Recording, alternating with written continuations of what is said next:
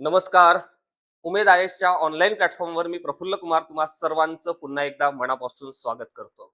Finally आपली तारीख आलेली आहे आणि सांगितल्याप्रमाणे दर दिवशी तुमच्या भेटीला मी येणार आहे आणि व्हिडिओच्या माध्यमातून, YouTube सिरीजच्या माध्यमातून दर दिवशी तुमच्या गुणांमध्ये कशी वाढ करता येईल यासाठी मी कायम प्रयत्नरत आहे 15 तारखेपर्यंत. का 15 तारखेपर्यंत? कारण पेपर झाल्यानंतर सुद्धा 14 मेला पेपर झाल्यानंतर त्याचं विश्लेषण सुद्धा मी तुम्हाला देणार आहे आणि जेवढा काही पार्ट आपल्या बॅचच्या माध्यमातून आपण कव्हर करून दिला, टेस्ट सिरीजच्या माध्यमातून कव्हर करून दिला आणि नोट्सच्या माध्यमातून कव्हर करून दिला, त्यातून किती प्रश्न रिफ्लेक्ट झालेले आहे हे सुद्धा मी तुमच्याशी संवाद साधण्यासाठी पुन्हा आढावा घेण्याच्या संदर्भानं 15 तारखेला आपण भेटणार आहोत. आणि 15 तारखेनंतर आपण मुलाखतीच्या तयारीला कशा पद्धतीने सुरुवात करणं अपेक्षित आहे यावर सुद्धा संवाद साधणार आहोत. ही बाब लक्षात घ्या. म्हणजे परीक्षेपर्यंत संपूर्ण परीक्षेवर मी बोलणार, परीक्षा झाल्यानंतर परीक्षा कशी होती, कट ऑफ किती लागेल, तुम्हाला पेपर कसा गेला, आपल्या बॅचच्या माध्यमातून अभ्यास करणाऱ्यांचा पेपर कसा गेला, किती अटेम्प्ट झाले, किती प्रश्न बरोबर आले, किती चुकले आणि कोणी किती मार्क मिळवणं अपेक्षित होतं आणि किती मार्क्स असेल तर आपण इंटरव्ह्यूला क्वालिफाय होणार आहे, या सगळ्या संदर्भाने मी 15 तारखेनंतर बोलणार आहे. मात्र आता आपल्याला जे टार्गेट दिलेलं आहे, जे टार्गेट महाराष्ट्र लोकसेवा आयोगाने दिलेलं आहे, हे जे टार्गेट आहे, हे टार्गेट आपण जर पाहिलं तर बघा, व्यवस्थित समजून घ्या, टू द पॉइंट. आता सर्वांसाठी एक एक दिवस खूप महत्वाचा आहे. मी म्हणेल एक एक तास सुद्धा महत्वाचा आहे, एक एक मिनिट महत्वाचा आहे. का? कारण आपलं टार्गेट आहे 14 मे. या 14 मेची तयारी करत असताना, 14 मेची तयारी करत असताना जो काही पार्ट आपण आतापर्यंत कव्हर केला किंवा अभ्यासला, जी मंडळी सेल्फ स्टडी करत होती, कुठल्या क्लासचा आधार घेतला असेल, कुठल्या एज्युकेटरचा अभ्यास आधार घेतला असेल, कुठला स्टडी ग्रुप बनवून अभ्यास केला असेल, जे काही तुम्ही आतापर्यंत केलं त्याला परफेक्ट करण्यावर आता भर द्या, नवीन वाचण्यापेक्षा. आणि जर ते व्यवस्थित झालं असेल तर नवीन वाचायला हरकत नाही किंवा नवीन मटेरियल पुन्हा रीड करायला हरकत नाही. मात्र ही जी परीक्षा आहे, ही परीक्षा परफेक्शन डिमांड करते, ही बाब या ठिकाणी लक्षात घ्या. बरेचसे मंडळी आपले काय करतात की या परफेक्शन कडे दुर्लक्ष करतात आणि हे परफेक्शन कधी येतं? ज्यावेळेस मल्टिपल वेळेस आपण काय करतो? रिव्हिजन करतो. आणि मल्टिपल वेळेस जर आपण रिव्हिजन करत असेल तर निश्चितपणे आपल्याला या ठिकाणी परफेक्शन मिळवता येते, ही बाब या ठिकाणी लक्षात घ्या. आणि त्या सर्व संदर्भानं अनेक मंडळींना जो पडलेला प्रश्न आहे की सर, पेपर 2 ची रणनीती आम्हाला सांगा, आणि आज मी तुम्हाला पेपर 2 च्या रणनीतीच्या संदर्भामध्ये सांगणार आहे, ही बाब या ठिकाणी लक्षात घ्या. कुठल्या घटकावर साधारणपणे किती प्रश्न येणं अपेक्षित आहे, कुठल्या घटकाला तुम्ही विशेष महत्व देणं गरजेचं आहे, या सगळ्या संदर्भानं आता मी तुमच्याशी इथून पुढे पेपर 2 च्या संदर्भात संवाद साधणार आहे, ही बाब इथे लक्षात घ्या. ओके, चला. हा आहे आपला पेपर क्रमांक 2. पेपर क्रमांक 2 मध्ये जे काही घटक दिलेले आहेत ते घटक आपण या ठिकाणी पहिल्यांदा व्यवस्थितरित्या पाहून घेऊ.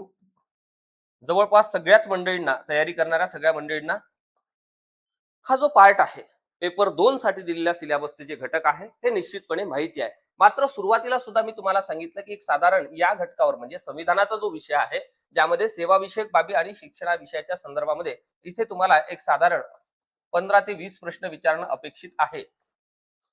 आणि हा जो पूर्ण पार्ट आहे, या पार्टवर सुद्धा आपण जर पाहिलं तर एक 20 ते 30 प्रश्न इथे तयार होतात आणि अशा पद्धतीची स्ट्रॅटेजी ही तुमची असली पाहिजे. आणि हा जो पार्ट आहे, हा सुद्धा पार्ट एक 20-20 प्रश्नांचा आहे. साधारण मी म्हणेल इथे 40 ते 60 पर्यंतचे प्रश्न या भागावर विचारले जाऊ शकतात. आता यामध्ये पॉलिटीचा पार्ट हा थोडा सोपा आहे. सेवाविषयक बाबी, शिक्षण विषयक बाबी या सुद्धा सोप्या आहे. संसद आणि विधानमंडळाचा पार्ट सुद्धा बऱ्यापैकी सोपा आहे. 1-2 रीडिंग नंतर आपल्याला हा पार्ट समजू शकतो. मात्र हा जो भाग आहे, महाराष्ट्र नागरी सेवा, सेवेच्या सर्वसाधारण अटी व शर्ती नियम 1981, त्यानंतर महाराष्ट्र नागरी सेवेचा शिस्त व अपील नियम 1981, वर्तणूक नियम 1981, महाराष्ट्र नागरी सेवा पदग्रहण अवधी स्वेत्तर सेवा निलंबन काळातील प्रदाने 1981, रजा नियम आहे, वेतन आहे, निवृत्ती वेतन आहे, अंशराशीकरण आहे, प्रवास भत्ता आहे, विभागीय चौकशी नियम आहे आणि या डिपार्टमेंट अंतर्गत करण्यात आलेले काही महत्वपूर्ण कायदे आणि त्याच्या ज्या काही गव्हर्नमेंटच्या योजना आहे, विशेषतः महाराष्ट्र शासनाच्या योजना आहे, त्या आपल्याला या ठिकाणी स्पेशली कराव्या लागतात. ही बाब या ठिकाणी लक्षात घ्या. स्पेशल रेफरन्स टू महाराष्ट्र या योजनांच्या बाबतीमध्ये आणि कायद्यांच्या बाबतीमध्ये या ठिकाणी लक्षात ठेवा. त्यानंतर ज्युव्हेनल जस्टिस ऍक्ट आहे, म्हणजे ज्याला आपण महाराष्ट्र राज्य बाल न्याय मुलांची काळजी व संरक्षण नियम 2018 म्हणतो आणि ICDS हा सुद्धा पार्ट आपल्याला या ठिकाणी अभ्यासायचा आहे. जनरली यातला पार्ट जो आहे हा टेक्निकल पार्ट मध्ये मोडतो. आता टेक्निकल पार्ट मध्ये मोडत असल्यामुळे इथे जे काही प्रश्न विचारले जातात यामध्ये काही कन्सेप्च्युअल प्रश्न सुद्धा आहे आणि काही फॅक्च्युअल सुद्धा प्रश्न आहे. कन्सेप्च्युअल क्लॅरिटी जर आपली व्यवस्थित असेल तर त्या भागावरचे प्रश्न पटकन आपल्याला त्या ठिकाणी डील करता येतात आणि फॅक्च्युअल बाबतीमध्ये वारंवार रिव्हिजन करावी लागते. जर कन्सेप्ट एकदा समजून घेतली तर वारंवार त्याची रिव्हिजन करण्याची आवश्यकता नाही. मात्र ज्या फॅक्च्युअल बाबी आहेत त्या फॅक्च्युअल बाबतीमध्ये वस्तुनिष्ठ जे काही प्रश्न विचारले जातात ते प्रश्न जर आपण पाहिले तर निश्चितपणे त्या ठिकाणी वारंवार रिव्हिजन आपल्याला या ठिकाणी करावे लागते. ही बाब लक्षात घ्या. म्हणजेच काय तर हा जो पार्ट आहे आपला रिव्हिजनचा तो सर्वात महत्वाचा आहे. आता या सगळ्या बाबतीमध्ये आपल्याकडे वेळ काय आहे तर सर्वांकडे जवळपास वेळ सारखा आहे. यामध्ये आपली नोकरी सुद्धा आहे, त्यानंतर आपलं कुटुंब सुद्धा आहे आणि हे सगळं करत असताना आपला अभ्यास सुद्धा आहे. या सगळ्या टाइम टेबलवर मी एका दुसऱ्या सत्रामध्ये निश्चितपणे बोलणार आहे. मात्र आज आपण पेपर 2 च्या संदर्भामध्ये कशी आपली रणनीती असली पाहिजे तर ही रणनीती तुमची या ठिकाणी असली पाहिजे, ही बाब या ठिकाणी लक्षात घ्या. आणि हाच पार्ट खूप जास्त महत्वाचा आहे, जो पहिला पार्ट आहे, पहिल्या पेपरचा जो पार्ट आहे ज्यामध्ये महाराष्ट्राचा इतिहास आहे, महाराष्ट्राचा भूगोल आहे, त्यानंतर गणित आहे, बुद्धिमत्ता आहे, चालू घडामोडी आहे, मराठी आहे, इंग्रजी आहे. या सगळ्या विषयांचा थोडाफार आपण अभ्यास कधी ना कधी केला म्हणजे हे विषय फॅमिलियर आपल्याला आहे. मात्र हा जो सगळा पार्ट आहे हा बऱ्यापैकी मंडळींना फॅमिलियर नाही आहे. म्हणजे या बाबतीमध्ये आपल्याकडे नॉलेज कमी आहे, कंटेंट कमी आहे. त्यातल्या त्यात यातले काही नियम अधिनियम कायदे जे आहे काही मराठीमध्ये नाही आहे किंवा जे उपलब्ध इंग्रजीमध्ये असलेले कायदे सुद्धा बऱ्याचशा वेबसाईटवर सुद्धा आपल्याला अपडेट पाहायला मिळत नाही. या सगळ्या संदर्भामध्ये एक फास्ट ट्रॅक अशा पद्धतीची बॅच आपण पेपर 2 ची या सगळ्या नव्याने तयारी सुरू केलेल्या सगळ्या मंडळींसाठी लॉन्च करून दिलेली आहे. या अगोदर सुद्धा आपली पूर्ण सिलेबसवर आधारित एक बॅच होती जी की आहे. ज्यांनी अगोदरच बॅच घेतली त्यांनी ही बॅच कृपया करून घेऊ नका. यामध्ये जो काही पार्ट या ठिकाणी आपण कव्हर करणार आहोत तो सगळा पार्ट ऑलरेडी तुमचा झालेला आहे. ही बाब या ठिकाणी लक्षात घ्या. आता या ठिकाणी तुम्हाला हे जे काही दिसते हे आपले सॅम्पल नोट्स आहे. हे जे आहे हे असे आपले सगळे सॅम्पल नोट्स आहे. महाराष्ट्र नागरी सेवा नियम, पदग्रहण अवधी, स्वीयत्तर सेवा आणि निलंबन बडतर्फी सेवेतून काढून टाकणे यांच्या काळातील प्रदाने 1981 ह्या सगळ्या अशा पद्धतीच्या नोट्स आपण तुम्हाला व्यवस्थितरित्या प्रोव्हाइड करून दिलेल्या आहे. ही बाब लक्षात घ्या आणि सुटसुटीत करून दिलेले आहे. आणि हे सगळं सुटसुटीत करत असताना याला 2 कलर आपण मेन्शन केलेला आहे. याचं कारण असं की हा थेट तुम्हाला इथे प्रश्न जर आला नियमांवर, या नियमाखालील अधिकारांचा वापर व प्रत्यायोजन ही बाब कोणत्या नियमामध्ये दिलेली आहे ते नियम क्रमांक 7 आणि नियम क्रमांक 7 मध्ये काय दिलेले आहे ते, आणि त्या बेसवर इथे कुठे ऍप्लिकेशन बेसचा प्रश्न तयार होतो का, उदाहरणा दाखलचा प्रश्न तयार होतो का, अप्लाइड बेसचा प्रश्न तयार होतो का, यासाठी याचं सगळं व्यवस्थितरित्या डिस्क्रिप्शन अगदी टू द पॉइंट व्यवस्थितरित्या करून दिलेला आहे. या सगळ्या नोट्स सुद्धा तुम्हाला आपल्या या बॅच मध्ये पेपर 2 ची जी फास्ट ट्रॅक बॅच आहे आपली नव्याने सुरू झालेली त्यामध्ये तुम्हाला उपलब्ध होणार आहे. ही बाब या ठिकाणी लक्षात घ्या. आणि हे सगळं करत असताना आपली जी टेस्ट आहे त्या टेस्टचं सुद्धा मी तुम्हाला स्वरूप सांगतो की टेस्ट कशा पद्धतीची आहे. हे बघा इथे विभागीय चौकशी नियम पुस्तिका 4थी आवृत्ती 91 ची, ओके, ह्या सुद्धा नोट्स अशा व्यवस्थितरित्या तुम्हाला लावून दिलेल्या आहेत जेणेकरून तुमची रिव्हिजन अशी एकदम फास्ट झाली पाहिजे. आणि 2 कलर मध्ये हे सगळे लावून दिलेले आहे म्हणजे तुम्हाला मोबाईल मध्ये वाचताना सुद्धा पटकन त्याची रिव्हिजन करता येईल. ही बाब या ठिकाणी लक्षात घ्या. आता हे जे आहे ते आपली टेस्ट आहे. महिला व बाल विकास विभाग, डिपार्टमेंटल CDPO, महाराष्ट्र नागरी सेवा, पदग्रहण अवधी, स्वीयत्तर सेवा, आक्षेप निलंबन बडतर्फी व सेवेतून काढून टाकणे यांच्या काळातील प्रदाने नियम 1981 वर आधारित अशा पद्धतीच्या टेस्ट आहे.